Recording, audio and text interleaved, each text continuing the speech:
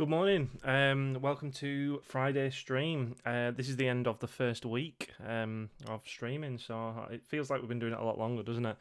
I hope it's been pretty useful for you so far.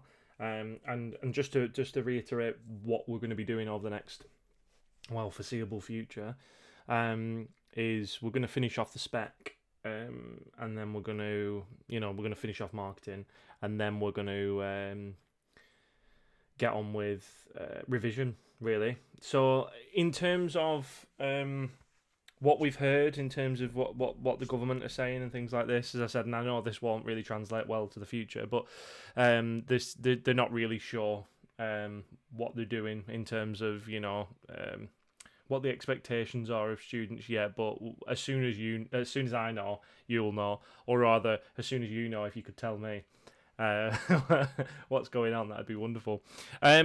Today we're going to do, I don't think it's going to be a really long stream today, not usually a long, I know that I can go on a bit, but it's not going to be an abnormally long stream today because it's a, oh, I can see someone's sound isn't working. Is everyone else's sound working?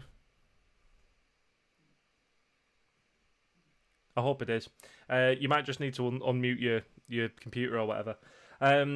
But yeah, the thing that we're going to do is we're going to assume that it's just business as normal. Get it? Very, very good. Business as normal. And get through a bit of theory, really. Remember, even if it came out that you didn't need to necessarily do as much this year, which I still can't see happening. I still think they're going to make us do everything. But even if they didn't, they're going to expect it next year. So you can't really avoid it, unfortunately. And all the stuff that we talk about is very applicable to all the courses that we do, which is good as well. Okay, so let's get straight into it. As I said, slightly shorter one today. We'll see how it goes, but a bit of theory, Boston Matrix. We talked about it a little bit in class, so it's a little bit of revision really, but we haven't officially touched on it in the spec. So let's get straight into it. So here we go. And this is what the Boston Matrix is. The Boston Matrix is this sort of bottom right up here. There you go. And for those of you who are uninitiated, I'm going to take you through what it is and how it is. Let me just move that a little bit so you can see me a little bit better. Because obviously I'm the most important thing here. And we're gonna, so what we're gonna do today, we're gonna have a look at the Boston Matrix. It's a bit of marketing theory, something that's really widely used, and something which is very useful to businesses as well. It's not one of these bits of theory. I think sometimes we get on the business spec, we get some things that you think, well, that's not really viable. That's not really a piece of theory that would actually work in real life, but the Boston Matrix is pretty useful, so that's good. So let's have a little look at it. All right, so first of all, what we're going to do, we're going to explain how the Boston Matrix can be used to manage your product portfolio. Remember, we talked about product portfolios the other day. If you can't remember, go back to the introduction to marketing one. We are going to go into more depth about them, but that gives you a nice little overview. And evaluate the use of the Boston Matrix to a business and its stakeholders. You know we're obsessed with stakeholders on this channel. We're obsessed with stakeholders in general. So this is what it is here, there. This is what it is, but I'm gonna show it you bigger than that. All right. So first things first, though, before we get started, before we actually get our head plumped into it. For those eagle-eyed viewers, the cat's over there today. By the way, the cat's on the windowsill. I put him over there, ready. He's just watching outside. So let's have a little look. So what is market share? Okay. How do you calculate market share? So market share, if you remember, is it's the amount of it's sort of your control over a market is probably the best way of describing your market share. It's your dominance over a market. So it's how much market do you sort of own, if you will, currently in terms of, sales from the amount. So how many sales do you make versus how much does the whole industry make? So how do you calculate market share? Well, that's what you do. You get your sales and you divide it by the whole sales of the whole industry, times it by 100. There you go. You got your market share. Okay, so it should come out as a percentage. And it's that same thing again of something divided by something times 100. Remember, we said we have loads and loads of formulas on business to remember, but in real terms, we don't. We have about 4. You just have to change the different things that you put into it, and then you've got it. Why would firms want a high market share? So have a think about that. Why would they want a high market share? It's an interesting question because some don't always want it, but essentially the main thing is dominance.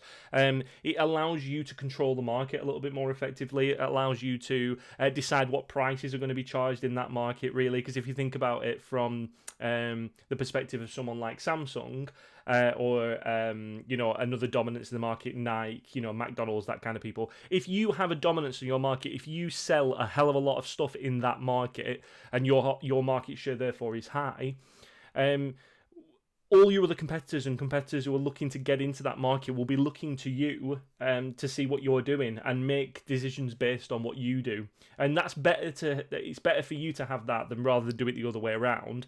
And you be looking at competitors and deciding your business decisions based on what they're doing. So high market share is always good because it gives you dominance. However, there is a negative to high market share, and that's you have massive target on your head. Everyone's gunning for you. Everyone's coming for you, essentially. So you've got to be ready for it. Like if you're not up to it, then having sort of quite significant market dominance isn't going to particularly help if you are unskilled, essentially. So it all comes back to that. Remember that the skill of the business person, the skill of the management of the business as well. So what's meant by market growth? This could mean your own growth in that market. We could be talking about your sort of market share increasing, but usually when we're talking about market growth is literally the either sort of natural growth of that market in terms of people picking up more of those products. So let's say it was smartphones, then we saw a massive explosion of smartphones in the smartphone market, really grew fast, and now it's kind of easing off. It's sort of steadying out a little bit, and it's quite difficult to really make any waves in the smartphone industry now. So you have sort of peaks and troughs, but some other industries are still in the growth phase. Other ones are kind of petering off a little bit, and we'll go into that in a lot more detail in a moment. Okay, what is a product portfolio? A product portfolio, if you remember, is a selection of products that your company sells.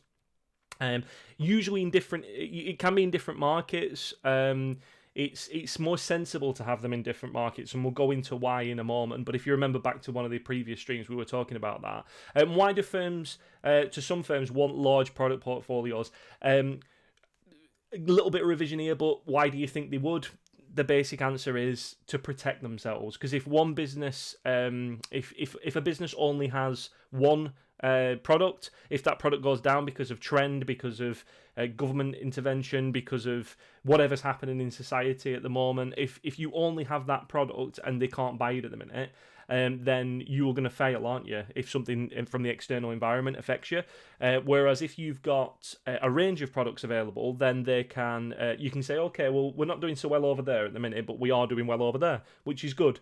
And it can keep the business afloat. So we're going to want those large product portfolios really to even out our cash flow, our sales, and things like that. So this is it. I don't know why it's showing like that. Gonna take it down a little bit. There we go. This is the Boston Matrix. Okay, so the Boston Matrix is all about separating your products out in terms of market growth rate and relative market share. Now, it sounds complicated, it really isn't, and you're going to have a go at doing one of these in a minute for me, so, look forward to that. So, the Boston Matrix is 4 different sections. We've got stars, question marks, cash cows, and dogs. Now, these are words that you just have to remember, but you might hear of them called other things. Like you might have, you can have a problem child is another one that you might hear said, or I think there might have been another one for stars as well, but it's not dead important at the time. It's just something that you might, if you hear about these other words being used, a lot of the time it's just because it's the American version of it, or a foreign version, or whatever it is that they're talking about. But it's the same thing, really. It's exactly the same, just a different word for it. So let's have a little look. So it says market growth rate and relative market share. So the market growth rate, let's start with that. So how fast is that market? The whole market, not the business, just the market that we're working in, smartphones, dairy, I don't know, fresh foods, whatever it is, laptop computers. how fast is that market growing currently? Is it in a boom? Is it really doing well? Is it booming at the minute? Is it really growing? Are we seeing really, massive strides in that market, or is it not very growing? Is it not growing very well at all? Is it growing very slowly, or is it sort of middling? Where are we? Okay, and then we've got what we call relative market share. Now, relative market share in terms of this is what we're talking about is your market share relative to other competitors, other products. So there's two different things we need to think about. How much market dominance do you have? How much market share do you have? But also, how much growth has that market? Is that market seeing? Is that market growing through at this moment in time? All right. So let's use an example. Okay, I'm going to show you some in a second, and you can have the opportunity to do one of these yourself, just in a moment. But let's have a think about it. If we were to say Cadbury, right? Cadbury is a very large company, multinational, worldwide chocolate confectionery company, owned by Kraft, an American company now, but originally from Bournville in where is it? I don't know, somewhere in the UK, Bournville, isn't it? They've got a hell of a lot of different products. So what they need to do is they need to put their products onto the Boston Matrix and try and understand which products they should really push, really advertise, spend a lot of money on, and what other ones they should get rid of. So let's go through each one. Okay, so if we start with, let's start with the most negative ones, dogs. Okay, dogs are low market share and low growth rate. So these are products which they're industries which aren't really doing very well at the minute, or market groups which aren't doing well. So let's say, I don't know what's not doing very well at the minute. Let's say for you'd be able to tell me, but for Cadbury it'd be things like I don't know, Whisper or something like that. Something that lots of people don't really buy that much. So let's put Whisper in dogs. All right, for argument's sake. If you love Whisper, I apologise. But if we put that in there now, is there a massive growth rate in chocolate at the minute? Not really. Is there a massive growth rate in bubbly chocolate, as in specifically? Not really. I mean, we only have Aero and Whisper, really, don't we, in terms of Aero is Nestlé's version of it. And then we have relative market share. Does Whisper have a big market share of overall sales of chocolate? I don't think it's fair to say they do. No, they don't. It's not one of the main ones. You never hear about it, that kind of stuff. All right. So I would class at this moment in time Cadbury Whisper as a dog. Now, what do we do with dogs? Is if they're a dog, then we get rid of them, because there's no point of wasting money on them. We're on low market share and low market growth. Now, there is arguments for keeping them on board. For a number of reasons we'll go into in a bit. But for now, just think of it as, if they're dogs, we don't want them. Okay, so dogs are negative. Now, let's go left a little bit on here. So we'll go from dogs to cash cows. Now, what are cash cows? Well, cash cows are low market growth rate. So we're not the actual market isn't growing that much, but we have a high market share. Okay, so relative to our other competitors, we have a dominance in that market. So let's have a think about for Cadbury then. Well, for Cadbury, you'd probably be looking at something like, for a cash cow, is the most obvious one is dairy milk. Now, dairy milk is not in a particularly high growth market, which is fair to say, isn't it? Sort of like, what would we class it as? Milk chocolate. Milk chocolate isn't in a particular, isn't booming when everybody's desperate to get milk chocolate at the minute. But in that milk chocolate industry, in confectionery in general, one of the big hitters is dairy milk. And it's not something that we really spend much time advertising. They might do the occasional advertisement, but you don't need to, because cash cows just keep going. A bit like cornflakes, a bit like Coca-Cola, a bit like Pringles, a bit like Walker's Crisps. Cheese and onion, the main ones, whatever it is. You don't need to do that much with them. You just let them plod on. That means that they're going to have quite a dominance in that market. People buy them, there's no need to be doing much with them. They're just a staple income. Now, the question that you might be asking yourself at this point is, Well, why don't companies just want loads of cash cows then? And the answer is that if you have loads of cash cows, Cadbury is an example of this, but they actually offset theirs by doing other things. But if you just have cash cows and you don't innovate, then you inevitably become stale. Your company becomes boring. There's no innovation going on, and you leave the door open for competitors to come in with much newer, more exciting products. And you don't want to turn into, oh, well, dairy milk, yeah, that's for old people. Yeah, I like this new one by this new, Ryan's Chocolate Company is absolutely fantastic because have you seen they're doing all this crazy stuff? You don't want to turn into that company. So cash cows are brilliant for consistent cash flow, for consistent money coming into this business, but you've got to be careful that you don't just have cash cows because it's good, but it's not. Remember, if we're not growing, we're shrinking, and we've got bills to pay, we've got dividends to pay out to our investors and things like that. We're going to want to be growing. Now, let's go top right to our question marks. Okay. Now, question marks are, as you can see, a low relative market share, but in a high growth market. So we've got a really high growth market at this minute in time. Whatever is going on, this market's doing really well. But us as a company and us as a product, because remember, we're talking about products here, not the company in general, it's individual products, we don't really have that much dominance in it. Now, question marks aren't that bad. Question marks can sometimes be really good because question marks can become cash cows. Question marks can become stars, and stars are ultimately what we're trying to get to if we really want. But question marks can go either way. So what do we do with a question mark? Let's invest in it. Let's advertise it. Let's do something big with this thing because it could go either way. Okay, we don't have a dominance in the market, but look at the market. It's growing. It is exciting. Lots of people are trying to get into it, and this is our chance to become dominant in this market. So it's a fantastic opportunity for companies to do it, and they will do. So question marks, you've got, if it goes too far, it could become a dog. It could fail, and lots of businesses do fail. Lots of products do because they don't really handle it well, or a competitor comes over and sort of ruins it a little bit because they become too dominant for it. But the question marks could become a cash cow. It could become a star. So it's worth spending some time doing your advertising, making sure that you are spending some time on that. All right. Now, the final one is your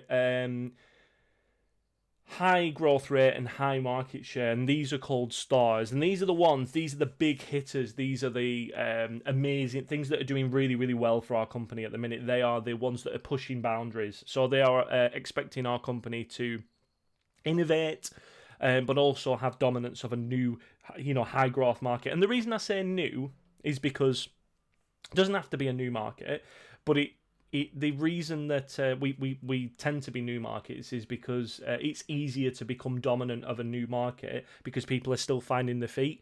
It's harder to become dominant in a well-established market because you have well-established companies. I hope that makes sense. So let's just have a look. So stars would be your really, really new products that are doing really, really well. So imagine when the iPhone came out, the iPhone wasn't a star to begin with because when the iPhone came out wasn't automatically a success. It wasn't. It was definitely a question mark for a long time for Apple. However, I'd say that the iPod, it was a question mark for a very short amount of time, but then became a star very, very quickly and maintained that for a long time because MP3 players were a high growth rate for a long period of time, and they were definitely high relative market share. They were completely dominant of that market, if you remember iPods. But if we think about something like BlackBerry, and I know that it's I don't just want to talk about just technology, but it's easier to talk about them just being in recent years, things that have changed, and they tend to be quite easy to see market changes. BlackBerry phones started off as question marks. They became stars. They were. In fact, you could probably say BlackBerry phones were cash cows to begin with because they were cash cows because they were originally aimed at business people, weren't they? Because of the encryption and stuff like that. So a hell of a lot of business people had BlackBerry. And they were cash cows for BlackBerry. I think it was RIM, the company who made them, and then they became stars. Why did they become stars? Because they started marketing them at a different audience. They started, they went for the sort of, 10 to 20 mark. They sort of became a fashionable product, and suddenly smartphones became a very, very, the growth rate in that industry was massive. So the cash cows started to rise up and become these massive success hitters for BlackBerry. Now, over time, BlackBerry became, got demolished, didn't they, by Apple, because Apple became this new thing. And even their original market of business people didn't really want BlackBerry afterwards. And they tried, and only recently did they stop completely. You can't buy BlackBerry now; it's completely done. And they became dogs. They became dogs because market growth in smartphones did slow because there's so much saturation of them now, and then our relative market share was low. So from such a dominant company, it shows it can happen, doesn't it? It shows it's important to always keep looking at your Boston Matrix for your company, because it shows how much difference can happen in the space of a couple of years. It wasn't that long until BlackBerry was soaring high to non-existent, and it's a shame. As I said, they were good phones. I had one for a little while. I can't remember what it was called, but was it the Curve that everybody had? There was one called the Bold, I think, as well, wasn't there? I was never really into to BlackBerry, to be honest. But anyway, just remember with the Boston Matrix as well, it's something that we put loads of different products on. So if you get Cadbury, you could have, let's say stars. We'd probably be looking at something that is high growth rate, probably unusual chocolate at the minute. Sort of, the what's that one called? What's it? It's the like the Willy Wonka type of thing, but it's Cadbury, interesting inventions or whatever they call it. I can't remember, but that would probably be a star for the minute. High growth market. They've definitely got a dominance in unusual chocolates, haven't they? Question marks at the minute, could go either way. We've probably got stuff like the unusual dairy milk ones that they do. You've got your Oreo, you've got your stuff like that. I'd have to look at the specific stuff, but you can see what I'm doing. Essentially, all you've got to do is say how much market share do you think they have, and how much growth rate. The reason I say Oreo and stuff like that is because sort of that American sort of isms, American chocolate thing was quite a high growth market recently. So they might have had quite a dominance in that. Cash cows for Cadbury, really easy to do. You've got your dairy milk, you've got your Crunchy, you've got your what have we got? As I said, I think Whisper was probably, but down the side, all the other ones. As I said, I'm not. I prefer savoury stuff myself. Let's do Walkers. Walkers are easier. But anyway, you're gonna have a chat. You're gonna have a go at this in a second. So what I want you to do is, I just want you to pause the stream. Or pause the video, and I want you to have a go at whipping up a Boston Matrix for yourself. Okay, so just have a think about a product, a company that you know, so something that you have an interest in. If you struggle with it, just pick a really obvious one, like a food manufacturer, something like that, Walkers, Cadbury, you could do Apple or something like that. And all I want you to do is I want you to have a think about where you would put the different products. So are they stars? Think about it. We're not saying how much do you like them. We're saying, are they in a high growth rate? So is, if it was Apple or smartphones in a high growth rate at the minute? No, they're not really anymore. But look at the relative market share for them. Have they become cash cows? Have they become thingies for them? What about iPads? What about laptops? What about different things that they're doing? All right. So I just pause the stream there. Have a go at it, and I'm gonna carry on. But you'll catch me up. All right. Here we go. So we talked yesterday, was it yesterday or the day before, about, I think it was the day before actually, about cash flows. And we also talked about, yesterday, we talked about product life cycles as well. Now, product life cycles is really important with your Boston Matrix, because it kind of puts it in perspective of why we're doing these things. And the reason we're doing them is because, if you can see, as one product is going into the decline phase that we talked about yesterday, another one is becoming mature. another one is going into growth phase. So hopefully what we can do is we can set our products up so that we're not spending loads of money on research and development all the time. We spend a little bit on research and development, which we know from yesterday goes into would be minus income. Essentially, we're spending money and we're not selling it because we haven't made the product yet. But we're starting off there, and whilst we're spending money on research and development on this product, product 1, shall we say, we're actually launching product 2.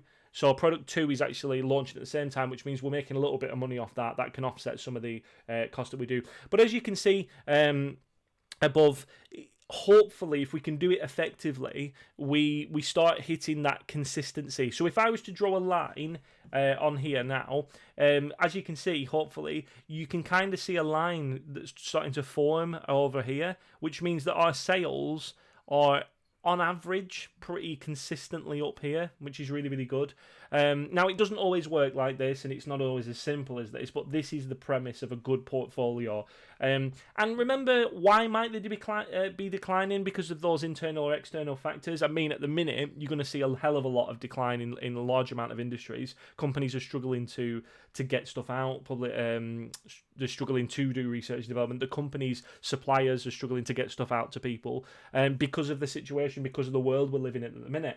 But averagely, we want to make sure that we have this sort of nice swoop thing. As one of them's going down, one of them's going up. All right. Now it says, managing a product portfolio for a business is trying to achieve a range of products covering a variety of stages of the product life cycle and Boston Matrix category. So we want a nice spread. We don't want all stars. We don't want all dogs. We don't want all cash cows. We don't want all question marks. It's better to have a nice spread. It shows innovation. It shows potential. It shows a nice cash flow from your cash cows, and it also shows that I think having dogs is a sign of good innovation. It's a sign of a good company having a dog, because if you have dog products, it shows that you are willing to take a punt on stuff, and it shows naturally things are coming to the end of the life cycle. And yeah, okay, you might be getting rid of them soon, unless, have a think about this, right? Just a little extra question: is it worth having a dog product even though you're not really making any money on it? Okay. Have a think about that. Is it worth it?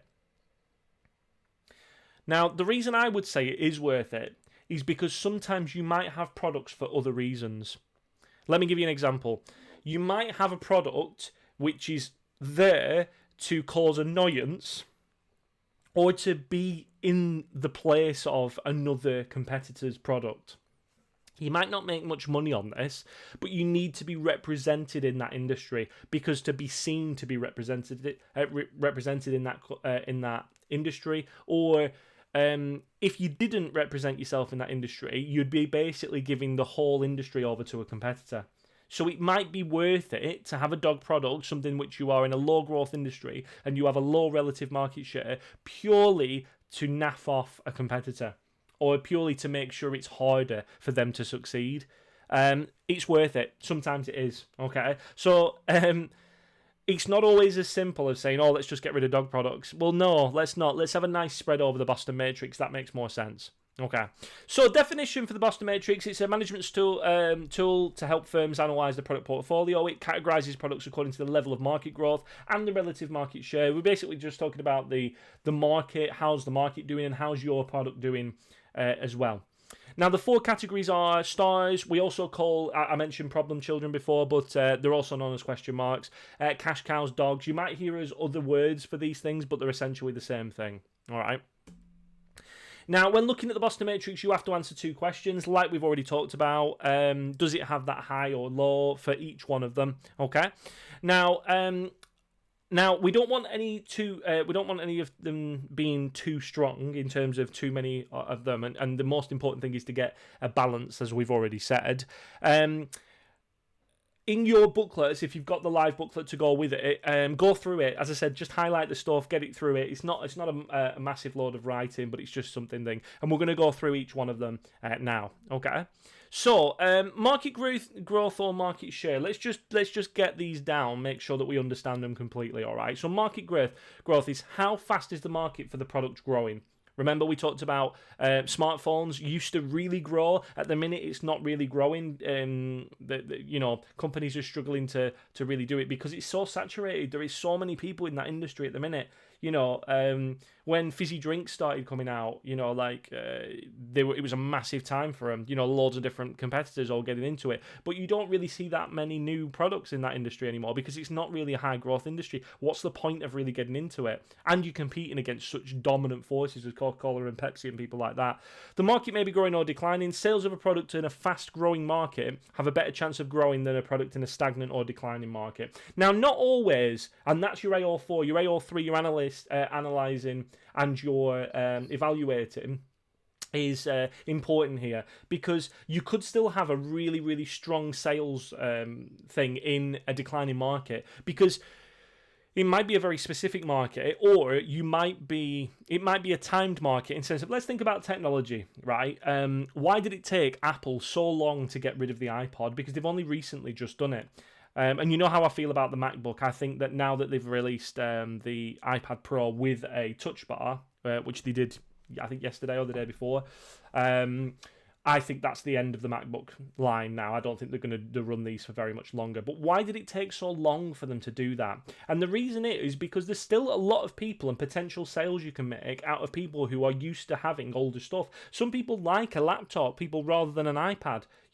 So why not exploit them? People like iPods. People liked them for the look of them. People liked them for the, the sort of style. So why not give it to them? Why not just keep providing for them until it starts to be not viable to do? And I think that's what we found, wasn't it? They wanted to put the money into the iPhone side of things, so that's what they did instead. And the relative market share, to measure this, the market share of a product is compared with the strongest rival product.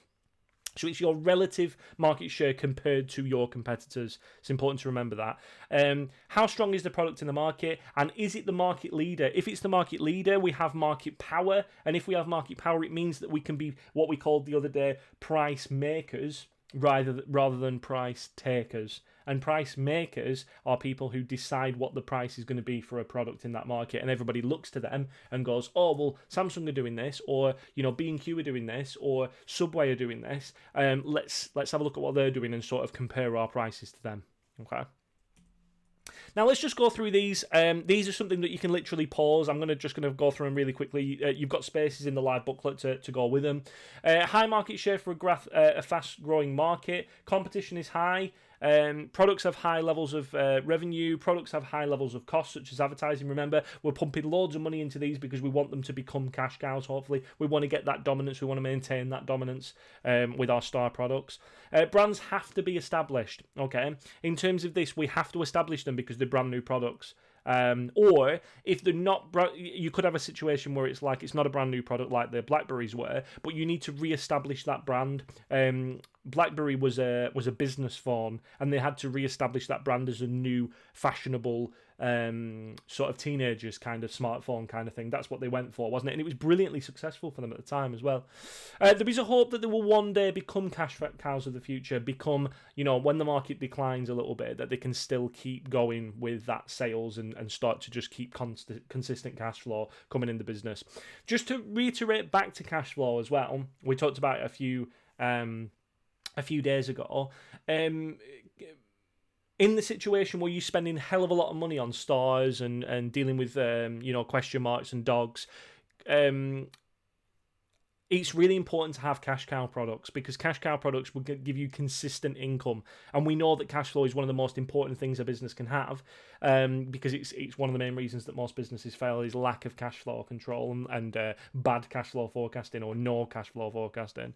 If we have really strong cash cows, like your Dairy Milk, like your iPhone, like your cornflakes, whatever it is, that we know that you can take a punt on a product, because we know we're going to get consistent stuff from your cash cow. So it's important to have that. The second one, is Problem Child or Question Mark. Let's call them Question Mark. I know I just want to, if you get them, they could be called either in the exam, but let's call them question marks for now.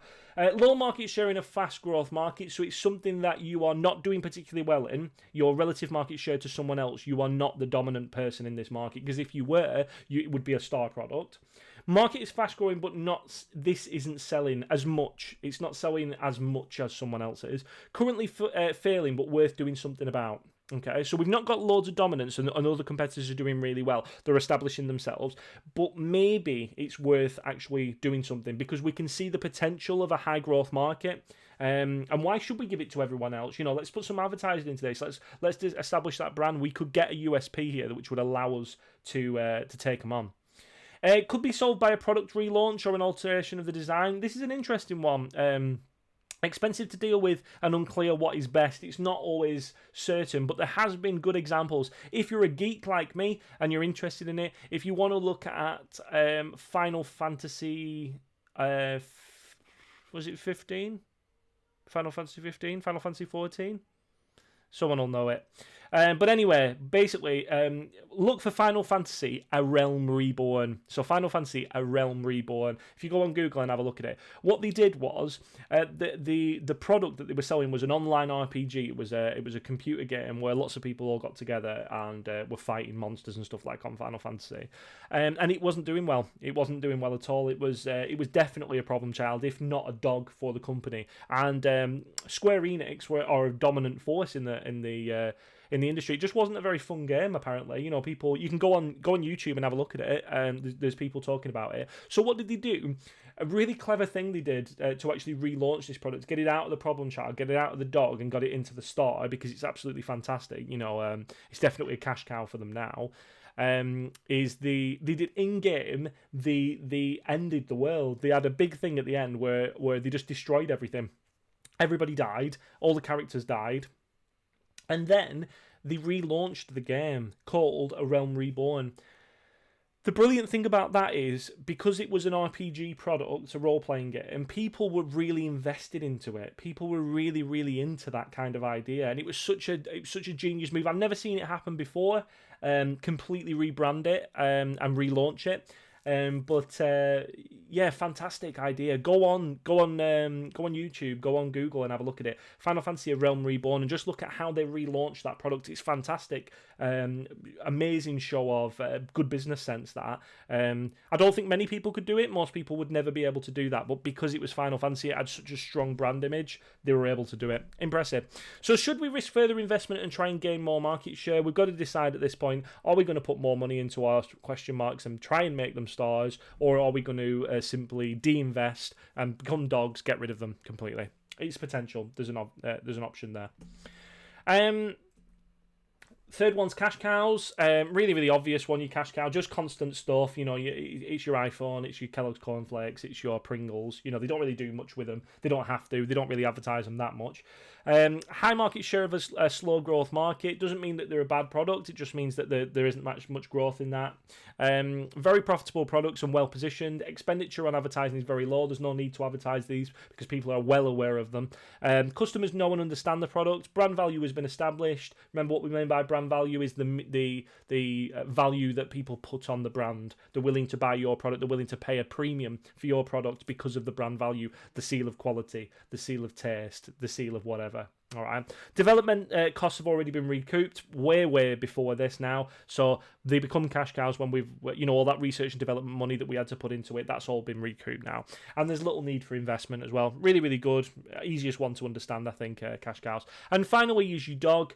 Low market share, low growth, or a shrinking market. It's a market which is failing now. Not to say that it couldn't come back, because sometimes dogs. Yeah, Final Fantasy was a dog, and then it became this amazing thing. As I said, it's got millions of subscribers worldwide now. Very, very strong. Someone got a promotion over that. Generally not worth spending a large amount of money on. And can be worth holding on to them, especially if they provide synergies. We mean synergies is it gives you a combination of things. So a synergy is where it's like 2 and 2 equals 4, in the sense that two things together give you a better outcome than have them separately.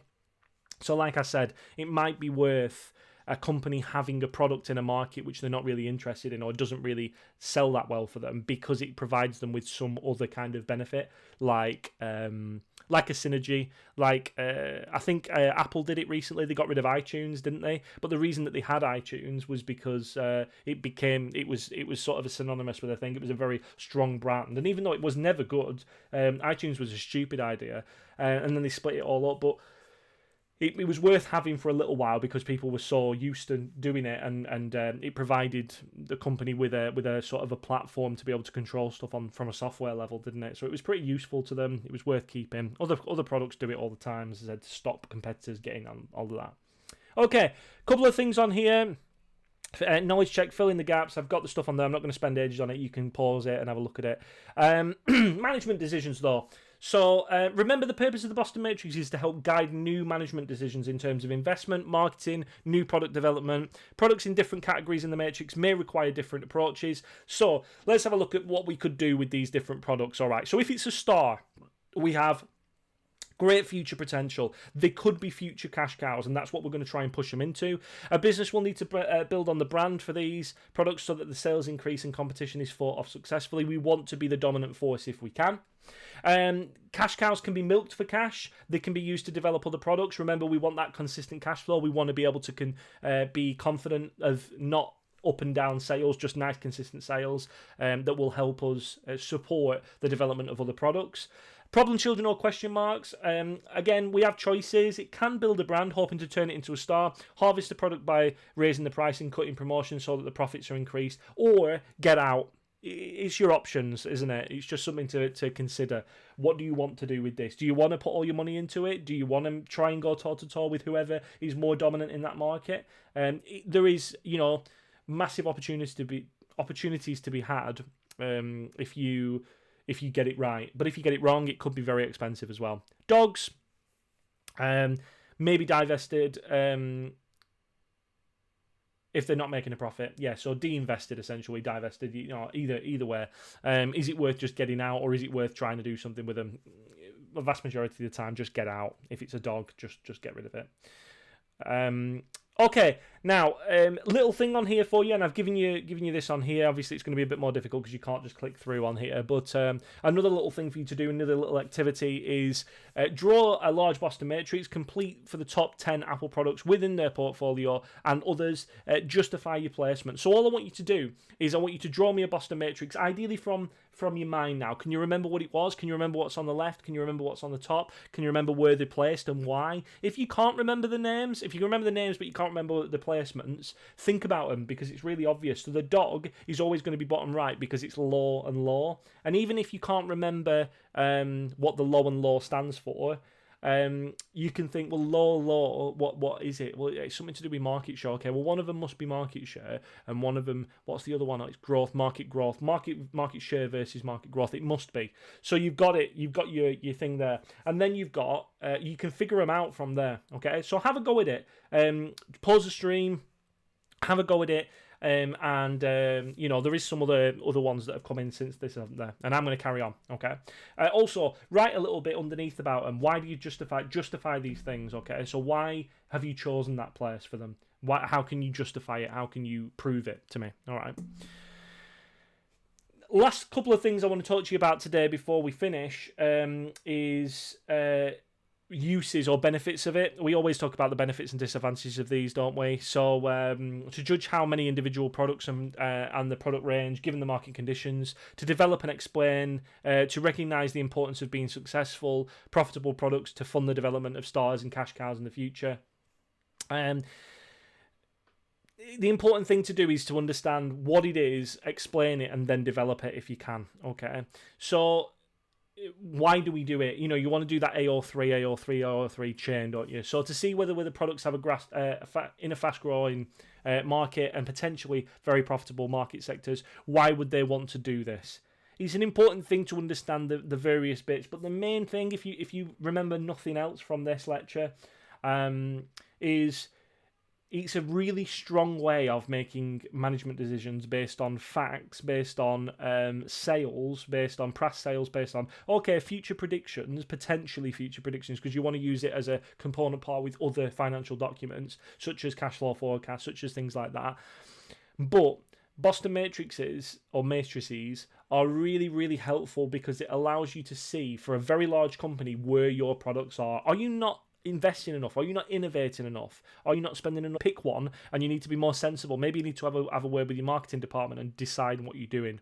Okay, so a couple of different things again on this. So to recognize the importance of being successful, profitable products to fund development, and to understand the way that a Boston Matrix works essentially, and why we have that a bit over here, a bit over there. I hope I've explained it well enough for you. If I haven't, or if you don't understand, there's loads of other stuff on the internet and things like that, but please just send me a message. I'll go over it again for you, but hopefully it makes sense. Limitations: high market share is not only the success factor, okay? Just because it's got a high market share doesn't mean it's particularly successful. It could have a high market share in a very, very, very small market. It doesn't talk about really small markets. We might have high market growth, but a tiny, tiny market, it doesn't tell us that. What about other things? What about the positive stuff that we're doing? Remember I don't know if we talked about the triple bottom line, but people, planet, profit. It could be doing other things. I mean, look at the state of the economy at the minute. I would say that Boston Matrix would be a terrible way of looking at your success at the minute, because if you were to look at it, all your products are probably going to become dogs or cash cows at the minute, even your star products, but it's not feasible because we're living in such crazy times. Can cause a business to focus too much on increasing market share, not focus on increasing quality, customer service, innovation, all the other stuff that you could be doing. Fails to take into account how a business's products complement or have synergy with each other as well. We start to see them all separately. And that can be good in a way because it allows us to make specific decisions. But imagine if you were to take something out of Apple's ecosystem, and they call it their ecosystem, don't they? I've got a Mac. I don't have an iPhone. If I did have an iPhone, then my iPhone will talk to my Mac. I've got a Mac. I've got an iPad over here. And what's brilliant about it is when I put the internet on my iPad, it actually streams it straight over to my Mac. So I can literally start something on there, use AirDrop, and it was fantastic. I said I made a video. Mr. Businessman's Midweek Madness the other day, and I literally did it on my iPad, pressed a button, and it was on my Mac. Fantastic. That's amazing. Now, if we were to get rid of the Mac, or if we were to get rid of the iPad because it was in a dwindling market, we would be forgetting the synergy that we get from using these products together, and a massive USP from that as well, because that is one of the biggest selling points for Apple products. Using the Boston Matrix is more suitable for a firm that has many products, but I think anybody should do it really. It would be less important for ones that have very few, considering the whole market and not just one product, to consider the whole product portfolio rather than an individual product line. And when used along the product life cycle, remember, just to draw yourself back, where are we? Just go right back. That's what we want. We want to be seeing as one declines, one increases, as one declines, one increases, and just keep it nice, consistent, overall consistency. Okay. Okay, last thing I want to talk to you about before we have a look at the news and finish for the day, is the usefulness or the impact of Boston Matrix on your stakeholders. So why are they important? Now, this is something that's in your book, and it's not something I'm going to go into loads of detail about right now because it's going to take me ages in terms of this. You'll probably have switched off by the time I get through it all. But this is a brilliant opportunity for you to have a go at practicing your understanding of stakeholders. So let's just go over what you'd actually have to do for this. So you've got your stakeholders at the top. First of all, I want to know what the aims and objectives of those stakeholders are. So let's just remind ourselves of a couple of them. What are your stakeholders? Well, your customers. What do your customers want? Your customers' main aim is the cheapest possible price, the best possible quality. Okay, what do your employees want? Well, your employees want a good wage, they want job security, and they want safety. Essentially, they want to live in it. They want a good job, they want to be safe at work, they want security of employment, and they also want good wages. What do the government want? The government want security of income in terms of for the you can see what the government are doing at the minute with people. They're having to try and secure people's income using various various techniques of what they're doing. Whether it'll work or not will be will be seen, won't it? But the government want tax, and they also want people to have security of income and security of jobs. Suppliers, what do they want? They want consistent orders. They want repeat orders. They want to feel confident that you can pay. What does your competitors want? Well, your competitors want you to fail, really, don't they? But they also want revenue, and they want they just want to be relatively successful towards you. Community, what do the community want? The community are usually bothered about things like pollution, air pollution, noise pollution, jobs. And your owners and shareholders are usually to do with dividends, drawings. I remember drawings are your owners' takings out of the business. So your dividends, your overall, profits and things like that. And finally, the bank. What's the bank bothered about? Well, the bank's bothered about you being able to pay back your loans, aren't they? So again, I'm not going to go into the relative, importance of these things, but all I want you to do now is I want you to spend some time in your books today going through these. If you haven't got the book, that's fine. Draw it out. Have a go at it. Relative. Draw them in. Who do you think it's more important to? Who do you think it's less important to? I'll give you one. I think that government, it's not really that useful to the government at Boston Matrix. It's not going to really have much of an impact on them. The only positive side of it is if you could argue that, well, it could have a positive impact on them because if you yourself, the business, are more aware of your product portfolio and you're thinking more strategically about your management decisions, then you'll be more successful. If you're more successful, you're more likely to be successful as a business. Blah, blah, blah. Can you see? You could argue that, but I'd say the government are probably quite low down the pecking order on this one. So have a go at doing it. And, just try and relatively. That's one of the fantastic things about business is when you're in that exam, there is no correct answer to some of this. If it's an evaluation question, there will be certain points, but in the examiner will always have a thing that says and credit any other point, any other important or relevant point. So if you can justify why you think this is, and I agree with you, then I'll give you the marks for it. Okay, to an extent, within reason. Okay, and the final one you've got is you've got a couple of written assessments, plenary assessments in your workbook that you can have a go at. As I said, it requires you to actually have the workbook, but if you don't, then we will hold it there. Okay, so I hope that's been a really, really quick one. I know I've been going quite fast, and it's been the shortest one that we've done so far.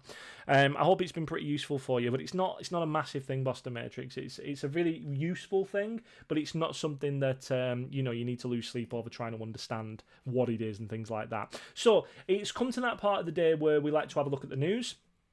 Now, I've decided what I'm going to do for the weekends. I am going to do something. I am going to put some content up on the YouTube channel over the weekend because, to be honest, part of this is a little bit of therapy for me, and it gives me something to do. So I'm still doing, I'm doing what teachers do. I do marking. I get in touch with people. I've been doing, setting assignments and stuff for people because I've got BTEC and A level. As I know you're all aware. Feel free to get in touch with me. I am here. As I said, I'm not always on my computer, but I've got access. Everything's synced up to my phone and stuff. I'll only be in the other room. I'm not going anywhere. So what I'm going to do is I am going to upload something. I'm probably not going to do a stream on the weekend. I don't know. I might do. I haven't decided yet. I might just do it every day. I might just continue the 10 to 11 thing because it's not like people aren't going out. I don't know. Leave me a message. Leave me a comment or something. See what you think. Would you prefer videos at the weekend or would you prefer live streams? I don't mind. In terms of this as well, though, Mr. Businessman's Midweek Madness. I'm gonna put some little funny videos up like that. I'll do it once a week as a little bit of a treat, sort of Wednesday, Thursday time. I've recorded some ready to go. Although strangely, they were the most popular on the thing. I don't know what that says about people, but they're loving them. It's been like hundreds of views already. So thanks very much. I'm glad you're enjoying them. Let's have a little look at the news before we finish the stream today. So US overtakes China with the most coronavirus stuff. Let's have a little look at what it is. Look at his little face. The US now has more than confirmed cases of coronavirus than any other country with more than 85,500 positive tests. According to the latest figures collected by Johns Hopkins University, the US has overtaken China and Italy, but with most 1,300 COVID-19 related fatalities, the US death toll lags behind China and Italy. Wow, Italy, look at that, 8,200. Now, the interesting thing to remember about this one, I know people are freaking about this coronavirus. You should be freaking out to an extent because it's frightening. Don't be pretending it's not happening and going out and doing stupid stuff. It's not sensible. Try and stay in, limit your stuff as much as you can. Any twinge I get at the minute in my chest or anything, I think it's hay fever, to be honest with me, at the minute. It's that time of year, right? It's sort of like tree pollen that does it with me. And I'm freaking out already because I'm like, oh, God, I don't want to get this. I know two people who I know who are currently in comas and ventilators. They're not close friends, but they are friends of friends and things like that. That's mental. They're in comas. They're on ventilators. It is not a joke, this thing. So let's not underestimate the importance of listen to the government in this respect. Stay indoors if you can. Let's see. It says virus spreading shows I was right. The government now realises it has to invest in the state. It's a good point. I think. Jeremy Corbyn has a good point there in terms of, we have been de-investing in the state for a long time. Government policy and stuff is to pull money out of things and look at the state of it now. Look at the importance of doing it. We've said here, Tesco restricts online orders to 80 items each. Sports Direct deeply sorry for virus blunders. That's an interesting one. Let's have a look at this one. Sports Direct. This is this guy, innit? Yeah. Mike Ashley. Not seen as a particularly nice person in the media, Mike Ashley. Very dominant in his market, but yeah, strange chap. Like, comes out with absolute. let me just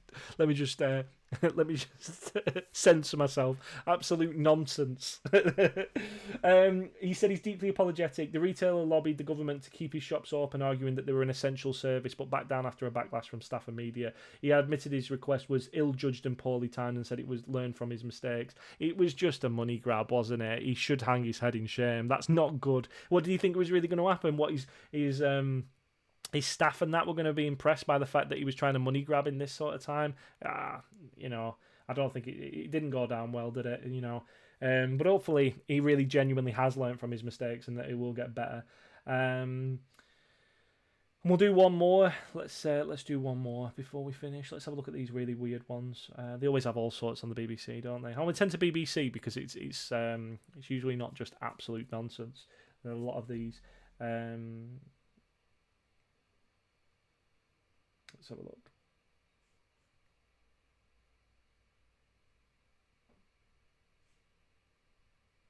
What's that one?